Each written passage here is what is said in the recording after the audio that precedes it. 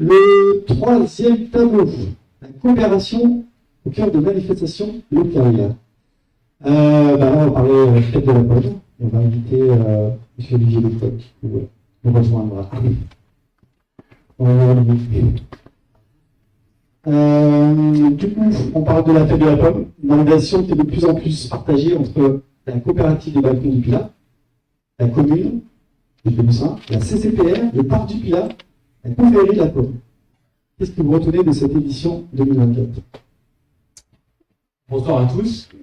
Alors effectivement, pour revenir un peu sur la fête de la pomme, on va refaire un tout petit point sur sa création en 1979 à l'initiative de Daniel Rivory afin d'être la vitrine de la production des pommes du Pilat.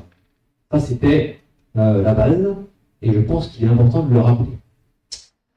Et la seule et unique annulation en 45 ans, en 2020, due à la pandémie, a plongé les organisateurs de ces fêtes historiques dans une réflexion qui nous a mené à une organisation partagée.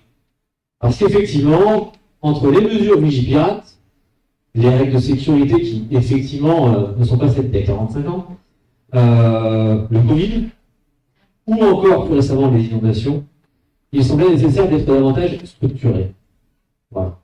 Et en nombre, parce qu'effectivement, il y a de nombreux défis qui s'offrent à nous, et il faut relever ce défi pour la pérennité de cette belle fête du territoire. La commune de Pélussin peut désormais effectivement compter sur le parc du Pilat, l'office du tourisme, la communauté de communes du Pilat rhodanien, la confrérie, ainsi que la coopérative que je représente ce soir, pour structurer, communiquer et faire évoluer cette manifestation.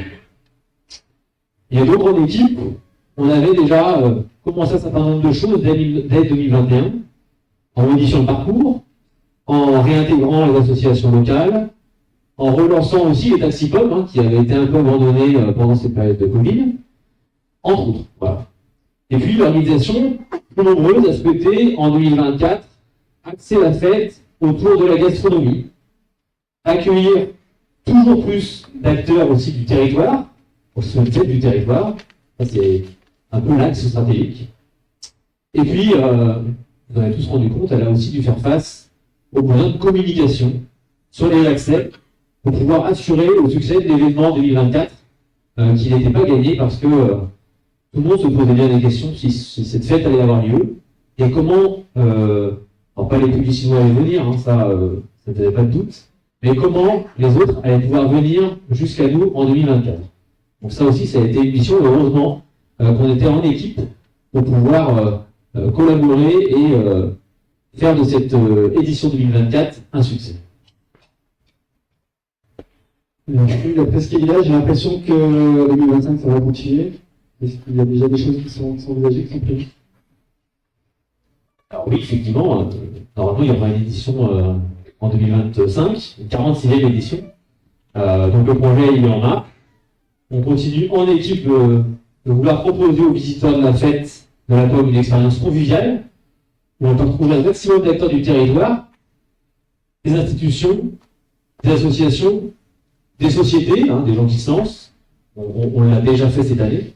Sans oublier une proposition de stands de commerce, de restauration, pour faire de ce moment une journée incontournable du Pilat.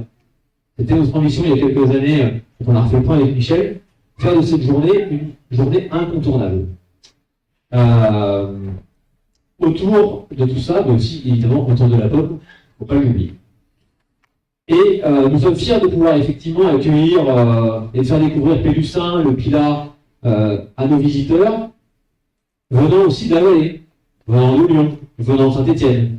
Et pour cela, le projet 2025 et les années à venir, c'est de développer la communication pour les prochaines éditions, autour de la fête, autour des animations, autour des initiatives pour qu'elles soient connues. La communication, c'est de plus en plus difficile. On a de plus en plus de nouveaux médias, que l'on ne maîtrise pas toujours d'ailleurs. Donc on a besoin de s'armer autour de nous, de gens qui savent communiquer à toutes les générations avec tous les modes de communication qu'on peut imaginer aujourd'hui.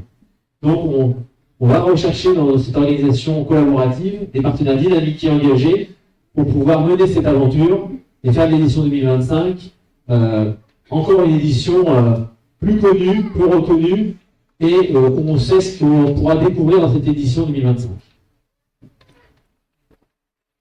Merci. Je retourne au Ah, normalement, très long.